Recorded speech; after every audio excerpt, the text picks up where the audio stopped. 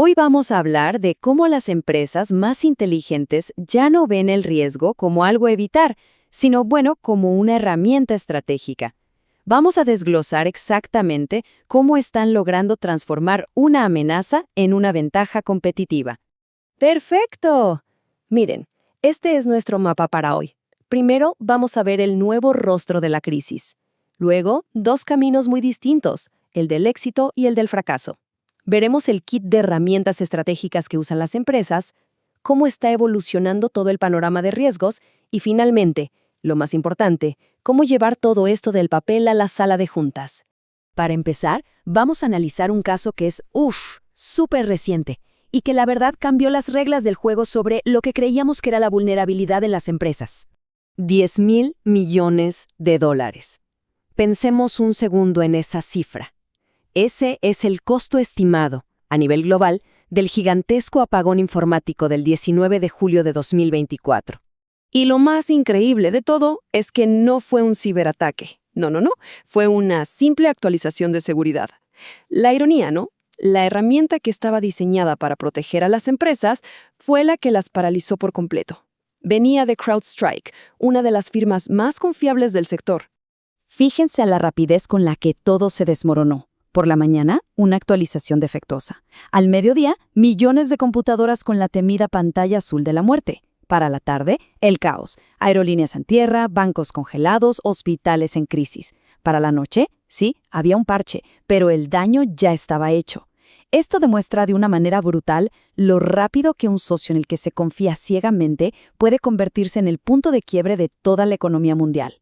Y este tipo de eventos saca a la luz una verdad que no podemos ignorar. Cómo termina una crisis depende directamente de cómo una empresa gestiona el riesgo.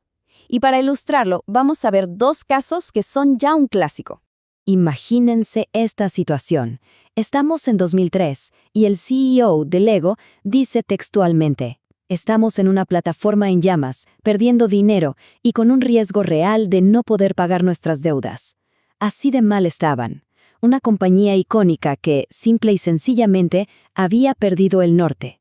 Entonces, ¿qué hicieron? Miren esta tabla. Por un lado, el problema. Perdían €250,000 al día. Estaban metidos en de todo. Ropa, videojuegos. Tenían más de 7,000 piezas distintas. Habían perdido su identidad. La solución, por otro lado, fue, casi poética. Volver a lo básico. Se enfocaron en el ladrillo, simplificaron todo, vendieron lo que no era esencial y así no solo restauraron la rentabilidad, sino que redescubrieron su esencia. Usaron la crisis para reinventarse. Ahora, vamos al otro lado de la moneda, Toyota en 2009. Su crisis no fue solo un fallo técnico con la aceleración de sus autos. Fue, y esto es clave, un fallo garrafal de comunicación y de transparencia. $1,200 millones. Esa fue la multa que tuvieron que pagar para evitar un juicio. ¿Por qué? Porque su primera reacción fue culpar a los conductores y a los tapetes del auto.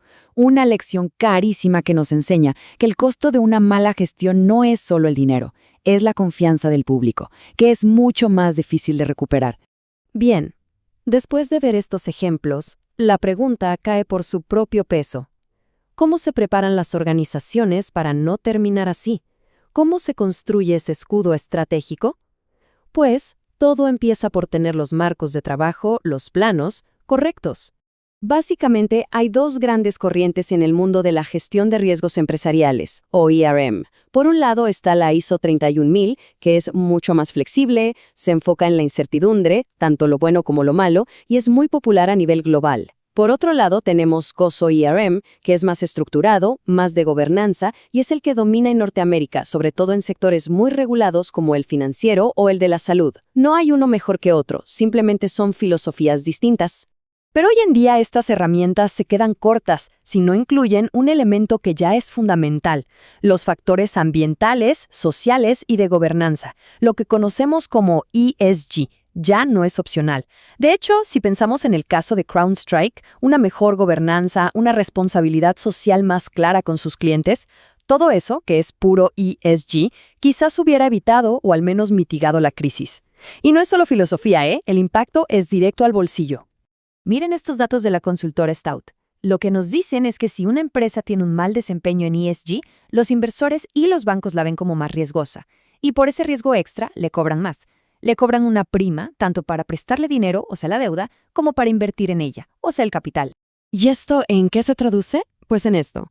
Para una empresa promedio, no tener en cuenta los riesgos ESG significa que su costo total de capital, lo que en finanzas se llama WACC, aumenta en más de 100 puntos básicos.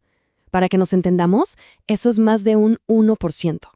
Puede no sonar a mucho, pero en millones de dólares es una cantidad de dinero gigantesca que se está pagando de más solo por no gestionar bien estos factores.